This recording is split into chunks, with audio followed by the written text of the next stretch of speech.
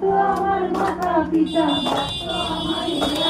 আরে ভক্ত আমায় বাঁচতে পারে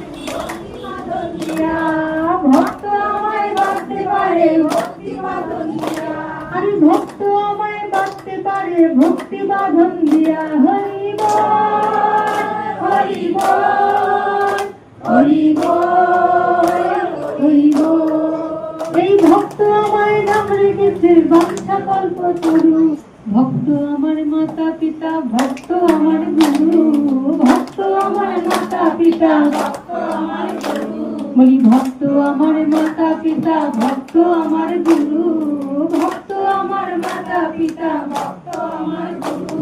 এই ভক্ত আমায় নাম রেখেছে বাঞ্ছা কল্প তরু। হরি বল হরি বল হরি বল হরি বল।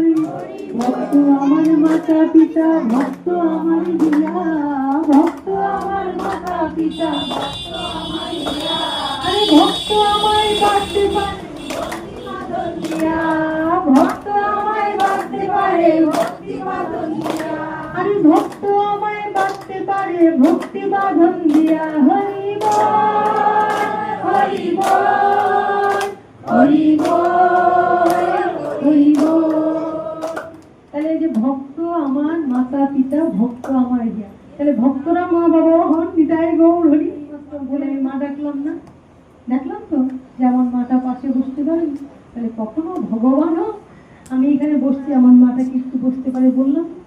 তদ্রূপ ভগবান যখন খুশি হন সন্তুষ্ট হন তখন সন্তান তো মা রূপে বাবা রূপে আনন্দ করে। সেই যতবার দেখি মাগো তোমায় আমি, তোমরা স্মরণ করতে পারো সেই বৃন্দাবন লীলা, যখন ছোট্ট গোপাল রূপে খেলা করেছেন নিতাই গৌর হরি, আমাদের মধ্যে দিয়ে ভগবান লীলা করে চলেন। ভগবান বিভিন্ন সময় বিভিন্ন লীলা করে, যেমন মনে হচ্ছে এখানে ব্রহ্ম গোপিকারা আছে।